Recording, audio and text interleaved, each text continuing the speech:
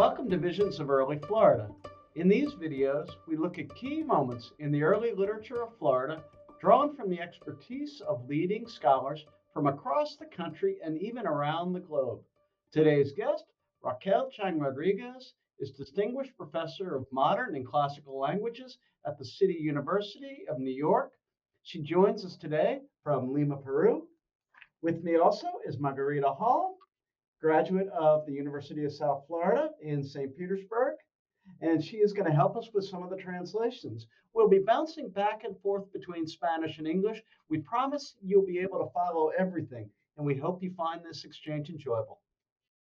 Today we're going to talk about the connection between Peru and Florida, particularly through one book, La Florida, A History of 16th Century and Expedition, led by Hernando de Soto, by Incan Spanish author El Inca Garcilaso de la Vega. Following Ponce de Leon's expedition, unwelcome, by the way, by the indigenous people, in 1513, a series of royally appointed governors, notably Pánfilo de Narváez and de Soto, set their eyes on northern territories. So compared to the Spanish expeditions in Meso and South America, these ventures failed miserably, although they generated an outsized body of literature. So the Narváez disaster was chronicled by Álvaro Núñez Cabeza de Vaca, and De Soto yielded actually 4 accounts. So we're going to talk about one of those accounts today, and that's La Florida del Inca, the subject of today's video, and Dr. Chang Rodriguez is our guest. Buenas tardes a todos. Gracias por la invitación, queridos colegas. Yo sostengo, el autor de La Florida del Inca es un cronista nacido en el Cusco, Perú. Y yo sostengo que él es el primer escritor americano de las Américas por sus 2 libros principales. El primero fue La Florida del Inca de 1605, en el año en que Cervantes publicó su Don Quijote, y después las 2 partes de Comentarios Reales.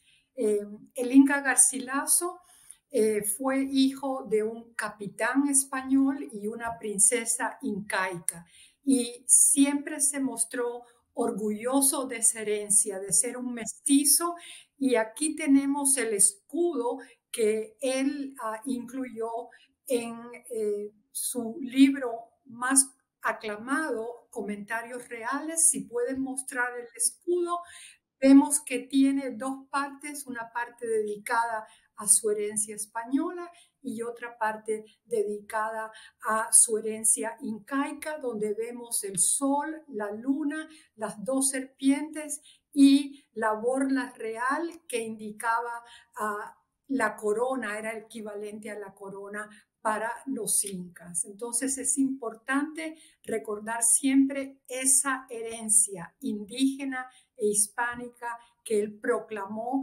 en todos sus escritos, ¿no? Ahora, ustedes probablemente quieran saber el vínculo de Hernando de Soto con el Perú, pues es un vínculo monetario y personal.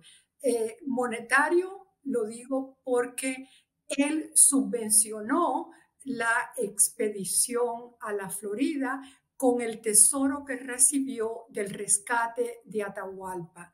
Eso es importante conocer porque esta, en contraste con las expediciones que se mencionaron antes, fue una de las más grandes de las mencionadas. Y el segundo vínculo es que los hombres de la Florida que después del fracaso de la expedición fueron a México, y muchos optaron por buscar fortuna de nuevo en el Perú. Could you tell us a little bit about, summarize a little bit what Dr. Chang Rodriguez said?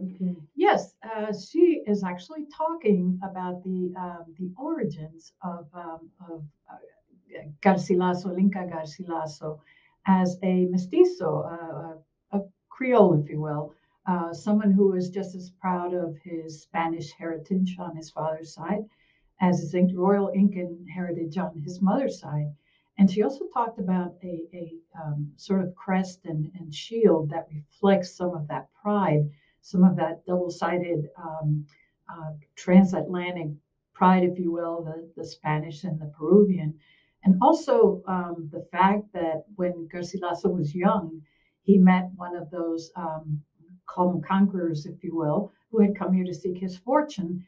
And so that gives Garcilaso another connection to the explorers that eventually, would try their luck in Florida, and then would move to Mexico to again seek their fortunes. It was all about making a fortune in many ways, exploring and getting rich. We have a text here as an example from the Proemio that you mentioned about being both of both worlds. Mm-hmm. How about I read it in English, and then Raquel, or either Dr. Chang Rodriguez or Maggie could read it in Spanish. I think Maggie should read it in Spanish. Okay. Maggie. Do you want? I'll go first. Talking with a gentleman and great friend of mine who participated in this expedition to La Florida, and learning about the great deeds that in this journey were done by the Spaniards as well as by Indians, it appeared to me improper and greatly sad that such heroic deeds the worlds have witnessed could be perpetually forgotten. And this is why, since I belong to these two nations, because my father is a Spaniard and my mother an Indian, I bothered the nobleman many times requesting that we write this history, with me serving as his scribe or amanuensis. Conversando con un caballero, grande amigo mío, que se halló en esta jornada de la Florida, y oyéndole muchas y muy grandes hazañas que en ella hicieron, así españoles como indios, me pareció cosa indigna y de mucha lástima que obras tan heroicas que en el mundo han pasado quedanse en perpetuo olvido. Por lo cual, viéndome obligado de ambas naciones, porque soy hijo de un español y de una india, importuné muchas veces a aquel caballero, escribísemos esta historia, sirviéndole yo de escribiente.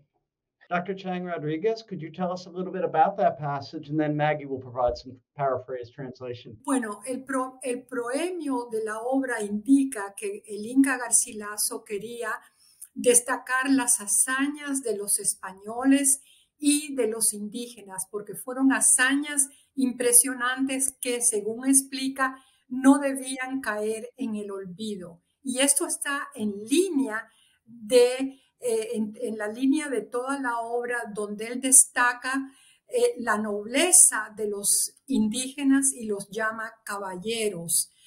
Aunque no tuvieron caballos, él lo explica por qué los llama caballeros, y escoge a una princesa, la princesa de Cofachique, para ejemplificar todas esas virtudes admirables que él ha visto en los indígenas de la Florida. Las ha visto a través de lo que le cuenta Gonzalo Silvestre, porque el viaje de Garcilaso a la Florida fue un viaje, como sabemos, virtual, para usar términos de hoy día. Dr. Chang basically is saying that in this book, Garcilaso wants to spotlight, he says that these deeds should never be forgotten. He wants to spotlight the contributions of the indigenous people, his mother's people, as well as the Spanish, his father's people. He brings them together. And then they actually reflect a sort of that interchange.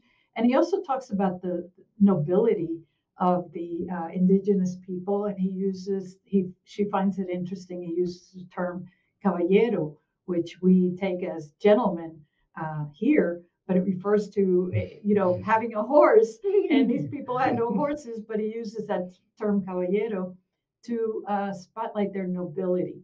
So these are people that he had a deep love for and understanding.